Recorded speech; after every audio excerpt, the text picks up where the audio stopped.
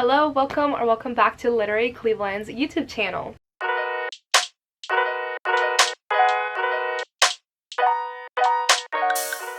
If you haven't seen me in previous videos, my name is Naomi and I am the spring intern for Literary Cleveland this year. My internship project is a video series and this video is part of that video series. So today I'm coming at you with more book recommendations. This time around is specifically for Loganberry books, Broaden Your Bookshelf Bonanza. So if you don't know, Loganberry Books is an awesome bookstore, one of my favorite bookstores here in Cleveland, Ohio. And they're holding a year-long reading project or challenge, which basically every quarter of the year they put out prompts. So for the first quarter of the year, for January to March, they put out about 20 to 30 prompts, and you read all the prompts and you choose as many as you want to do and choose some books from there, and then you get to log in your books through their website, and there's a whole bunch of prizes and fun activities and stuff, so you should definitely go check it out. Go to their website and it's not too late for you to join. So like I said, the first quarter was from January to March, so obviously the first quarter at this point in time it's over. So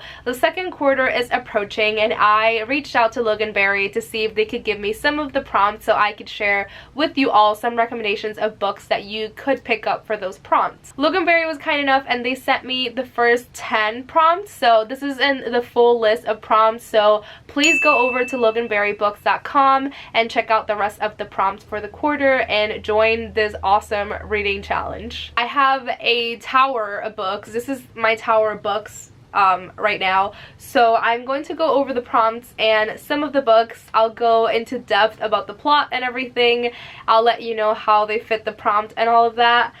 But I have a lot of books in front of me, so I'm just gonna get started. So the first prompt is actually super subjective, so I can't really give any recommendations, but for this one is to read a book from any of the prompts from the past quarter number 1, that you didn't get to. So like I said, there's about 20 prompts each quarter. Obviously, you're not gonna get to all of them. I wasn't able to get to all of them, so there were some books that were left behind from last quarter that I wasn't able to get to. So that is basically the prompt, to just read one of those books that you weren't able to get to. If you're just now joining, you could literally go back and look at any of the prompts from the first quarter and just pick one and pick a book and read it. But for the second prompt, we have to read a mystery novel, and for this one I have quite a few recommendations.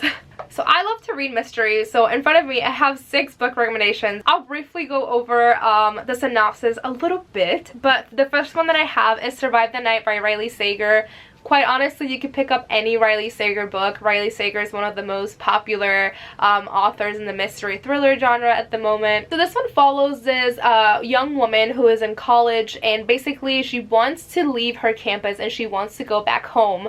So she goes to her campus board and they have kind of like a ride share system. So takes a ride from this random guy to go back home. I believe it is to Ohio actually. And once she's in the car and she's getting to know this random stranger that she got into a car with, she realizes that she could potentially be in the same car as the campus serial killer. I love this book. This one, it's set in basically 24 hours, so it was a really quick read for me, and I really like this one. Another mystery book that you could read is The One by John Mars. So I won't go into too much detail, but this one is basically a book set in the future where you can take a DNA test and this app can match you with your perfect partner by genetics. So obviously this causes a lot of drama and breaks up a lot of relationships, and it is a mystery, so there is a little bit of dark things going on with all of that.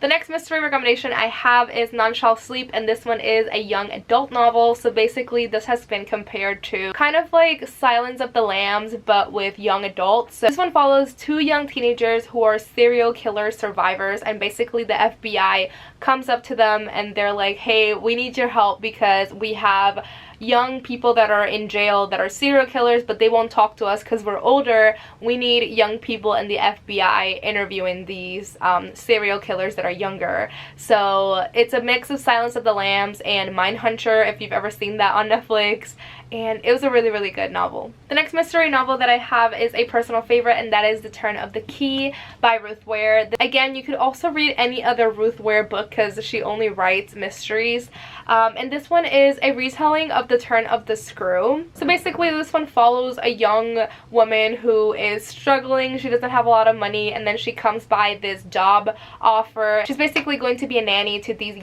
girls, but they are creepy young girls, and also like weird stuff starts to happen in this house. So yeah, this was a good one. The next mystery recommendation that I have, another personal favorite, is The Guest List by Lucy Foley. And this one is set in a remote island in Ireland.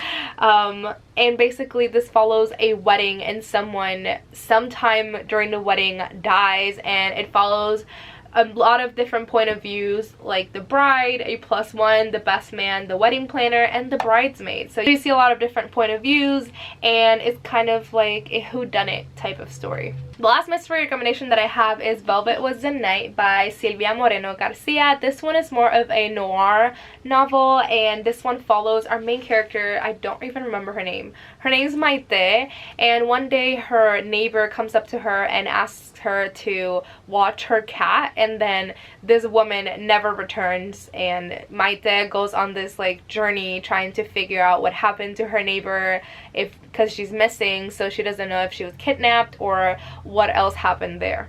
The third prompt, it is to read a nature book. So for that I have two recommendations. The first one that I have is Life of Pi. I can't remember the author name from top of my head, but I read this when I was in high school a really long time ago, and basically this one follows an Indian family who is selling their zoo, and basically they have to put all of the animals on a ship to ship them over to another place. I don't remember if they're going to like the United States or something, but they put them in the ship, and then this ship sinks, and then the young boy in the family is basically stuck on a boat in the middle of the ocean with a tiger. The other recommendation for a nature book that I have is Where the Crawdads Sing by Delia Owens. This is a very popular book in the book community. And this one basically follows this young girl who is called the Marsh Girl, and she's basically being blamed for a murder that happened in their small town. This one is very nature focused because she lives in like the marsh, and she writes about birds, and it's a very nature focused type of book. Like the setting really made the book for me, so that's why I counted it as a nature book. The fourth prompt is to read a book featuring multiple languages. So for this one I have two recommendations. First off, I have The Poet X by Elizabeth Acevedo. This one follows a young Hispanic girl who just discovered her love for writing, and she loves to write poetry, and it talks a lot about religion and conservative views in Hispanic households and all of that, and this one features Spanish as well, obviously, as English. And then I was looking for other recommendations for this prompt, and the book Project Hail Mary by Andy Weir came up. I have not read this one, but I do know that it's a sci-fi novel. I don't know what other language is featured in this novel, but it did say that it does, so I'm excited to read it and find out what language is featured in this book. The fifth prompt, I thought it was so much fun. It is to read a book with a map in it. So I have a lot of those because I read a lot of fantasy. So the first one that I have is a book that I haven't read that intimidates me a lot, and that is The Priory of the Orange Tree by Samantha Shannon. If anyone has read it, let me know in the comments below if I should be reading this. It is huge. It's probably about like 1,000 pages long, and it obviously has a little map at the beginning. I love books that have maps. They're just so much fun. And like I said, this one's a fantasy following some type of war and magic. I don't know much about it, but it has a map. Another book that I have that has a map in it is We Were Liars by E. Lockhart. This one is a shorter book compared to Priory of the Orange Tree, and this one is a young adult contemporary novel. This one follows a young girl that comes from a very rich family, and every summer they go to this like private island home that they have, and one summer something very terrible happens and she cannot remember anything that happened this summer, so she decides to go back and try to figure out what happened that summer. So it's a little bit of a mystery as well, and like I said, obviously it has a map in it, and it also has a little family tree. So here is the map, and also the family tree is actually really useful because there's a lot of different character names thrown at you, and it's a very short book, so the family tree came in very handy. Another book that I have with a map in it is Throne of Glass by Sarah J. Maas. Here's the map, and this one is a young adult fantasy novel that follows this young girl who is an assassin. The next prompt, it is to read a book with a prominent cat character. This one was a little harder for me to find a couple recommendations because I don't think I've ever read a book with a cat in it. So the only one that I could think about was Coraline by Neil Gaiman, that I read this book a long time ago when I was younger. This is a middle grade novel, obviously a modern classic. You probably have heard of Coraline. This is the only book that I could think of that has a cat in it, but I will leave in the description down below a list from Goodreads that has a whole bunch of recommendations of books that have cats in them, but I have not read any of them, so I didn't want to recommend a whole bunch of books that I've never heard of before. The next prompt is to read a book set in a bookstore, so I have 3 recommendations for this one. First one is The Shadow of the Wind by Carlos Ruiz Zafron. This one is a kind of like a modern classic as well, set in a bookstore. I don't know much more else about it, but I'm actually reading this month, so I'm really excited to get to it. And the next 2 books are The Storied Life of A.J. Fikry. Heard a lot about this one. It is set in a bookstore. I don't know much about it, and I haven't read it, so I can't say much else. And the other one is The Invisible Life of Eddie LaRue by V. Schwab. I have read this one. I didn't really like it, but this is a lot of people's favorite book of all time.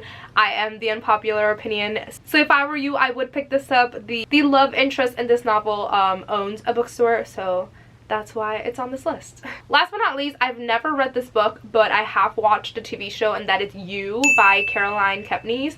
I know that the main character, Joe Goldberg, he owns a bookstore. This one is a very creepy one, so I am not interested in reading this one. I watched the show, and that's good enough for me. The next prompt is to read a book with flower or plants on the cover. I have a couple of recommendations for that one. So first up, I have The Lost Apothecary by Sarah Penner. This one is historical fiction set in about the 18th century in London, and this one follows a woman back in the day that owns an apothecary, and basically she did some makeup and other items that were poisoned and basically helped women back in the day murder their husbands, because, you know, back in the day marriage and all of that wasn't as easy as it is now to get a divorce and all of that. So some people went to those methods, and you also follow this woman that owns the apothecary kind of training this young girl. This one also has a point of view in present day that follows a journalist that kind of finds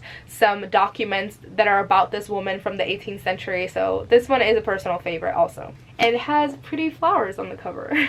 The next one I have is a recent read, and that is Ophelia After All by Raquel Marie. This one follows a bisexual Cuban girl in high school that is basically questioning everything. It's a lot of young adults type of drama, like prom and high school and all of that, and romance. So this one is a really cute one, and actually the main character also loves gardening, so it talks a lot about flowers and her garden and all of that in the book.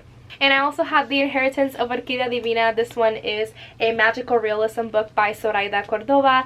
This one follows the Montoya family, and basically Orquídea Divina, it's the grandmother, and she invites the whole family to come over and collect their inheritance. Like I said, this one is a magical realism book, so we follow the whole life of Orquídea Divina ever since she was born all the way until old age, and you follow her crazy life. If you've read The 7 Husbands of Evelyn Hugo by Taylor Jenkins Reid, I think you would really enjoy this one. The next prompt that I have is to read a poetry book. I'm so excited that this one's in here because poetry books are just so quick to read. So I have a couple recommendations. The first one that I have is Peluda by Melissa Lozada Oliva. I also talked about this book in the previous video that I filmed on this channel, which was books to read during Women's History Month. So if you want to hear more about this book, you should go check that video out. The next poetry book that I have, it's kind of like a recommendation, but I haven't read this, and that is When We Make It by Elizabeth Velasquez. And this one is about a first-generation Puerto Rican girl living in Brooklyn. And 2 other books that I've actually read are The Princess Saves Herself and this one by Amanda Lovelace. I really love this book. It's very feminist, and also it's very themed around fairy tales, so I really love this one. And then I have Depression and Other Magic Tricks by Sabrina Bainum, which obviously focus a lot about depression and mental health. Alright, and the last two prompts that I was provided by Loganberry Books is to read a book by your favorite author. And again, this one's super subjective because my favorite author is not the same one as yours. And for me, I feel like that's a really hard question. I would say that some of my favorite authors are Elizabeth Acevedo and Taylor Jenkins Reid, but I've read almost every single book that they have out, so I can't really read anything new by them, so I'm gonna have to think more about this one. And the last prompt that I have provided by Loganberry Books is to read a book recommended by your parent or to read a book with your parent. And this one again is super subjective because my mom might recommend something different than yours will. I do think that this one's a really cute prompt because to read a book with your parent, I think that would be a really cool activity.